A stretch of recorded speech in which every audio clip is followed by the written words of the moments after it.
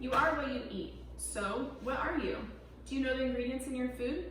It's extremely alarming to learn how much of our diet has been artificially created by large companies through genetic modification. For decades, they have been negatively impacting the environment, limiting scientific studies, and most importantly to us, blatantly risking the health of every citizen. According to justlabelIt.org, 64 other countries have already placed restrictions on these types of foods, and 26 have banned them completely, including the European Union. Why haven't they been stopped or held accountable for their actions in the United States? Misleading nutrition labels and broad disclaimers in fine print protect them legally, but so much information still gets concealed that most people are unaware of the dangers. Companies like Monsanto have tiptoed this line long enough though, and I hope to convince you that genetically modified organisms, or GMOs, should be banned in this country. You can make an impact by joining this cause and helping to put real organic ingredients back into our diet. Otherwise, we will all continue to unknowingly ingest pesticides and other poisons being masked as natural flavors. Firstly, one trip to the grocery store is all it takes to see how reading nutrition labels can seem like advanced biology with so many complex ingredient names. In simpler terms, the World Health Organization defines genetically modified organisms as having any altered DNA that would not naturally occur through reproduction or recombination. 3 letters, GMO, can be used to describe nearly all the common foods in the United States, and the numbers from the Center for Food Safety are staggering. 92% of US corn is genetically engineered, 94% of soybeans, 75% of processed foods. It's so bad that most packages aren't even labeled as being GMO, but you see natural proudly displayed all over those products. Also genetically modified, 94% of our cotton. Besides our clothes, it's also used to produce various foods. Being able to manipulate DNA in this way could become a fantastic scientific resource, but experimenting with nature will bring many dangers and unknown consequences that should be shared and discussed with everyone involved, like you and me. Society has been blinded, though, to see the dangers we are all facing. Since the imported gene is introducing a new protein, these new creations can potentially trigger reactions and create new allergies.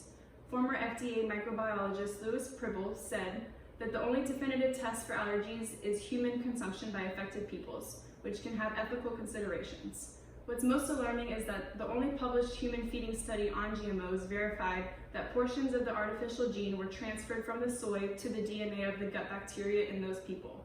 The UK is one of the few countries that conducts a yearly evaluation of food allergies, and in 1999, soy imports from the US were increasing consistently.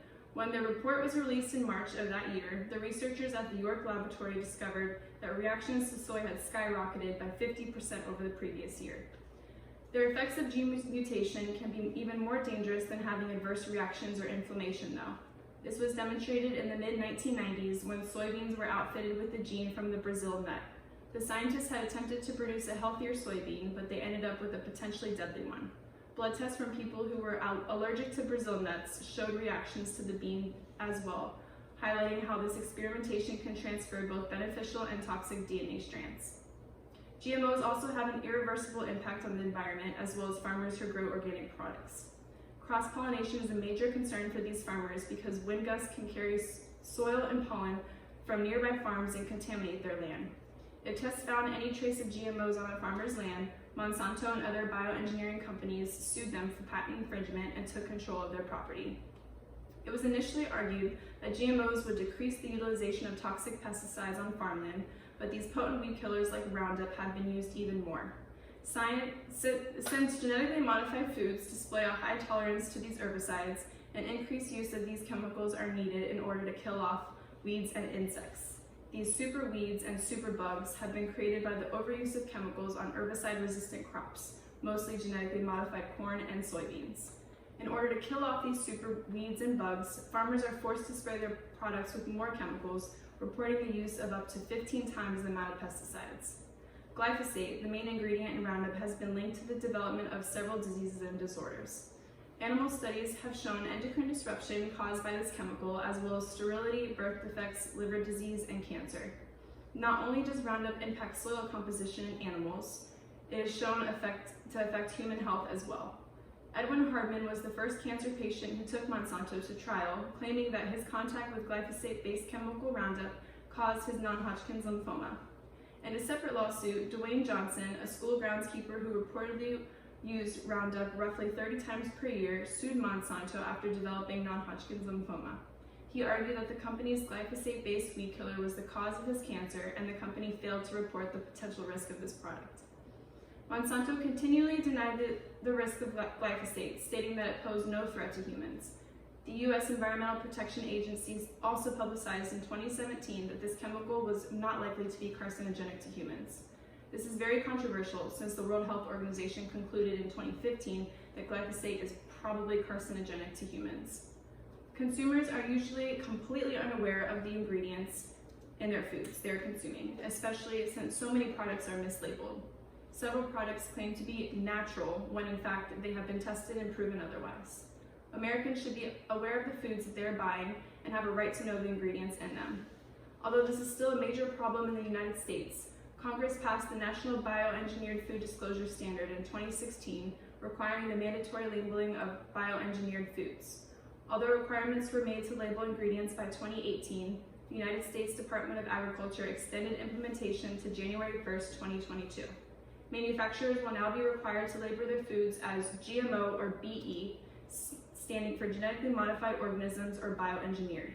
These labels might still be overlooked by consumers as they can be presented on packages in a variety of ways. Different options of labeling foods include text stating partially produced with genetic engineering, a symbol indicative of genetic modification, or a digital link that can be scanned and further researched to exemplify these production techniques.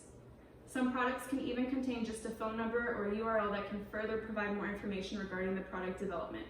Although this is a step in the right direction, this labeling excludes some products and is only necessary for foods containing more than 5% of genetically altered ingredients. Examples of foods that will not require labeling include animal byproducts, foods from smaller local companies, refined ingredients, and restaurants that serve genetically modified foods. Some actions you can take in order to eliminate the prevalence of genetically modified foods is to refuse purchasing foods that are genetically modified. Supporting the Non-GMO project can help encourage companies to stop genetically modifying our foods. Although it is often difficult to know what is genetically modified, it is imperative to further research products to ensure that you are eating foods that are not bioengineered or altered. Supporting local farmers and buying organic is the best way to avoid consumption of GMOs, as well as avoiding processed foods. Growing your own garden is also a way to know exactly what is in your foods, as long as you purchase and plant natural seeds. It is critical to check the ingredient list and avoid foods with long lists of ingredients or ingredients that are hard to pronounce.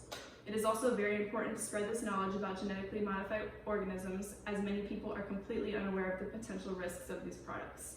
Regardless of the claims made by the government agencies and bioengineering companies, there is evidence suggestive of negative impacts of GMOs regarding human health, animal health, and the environment. Although these products should be banned in the United States, like many countries around the world, consumers should at least be aware of the ingredients in our foods. Let's take action to help inform others about the dangers of genetically modified foods and work together towards banning this production worldwide.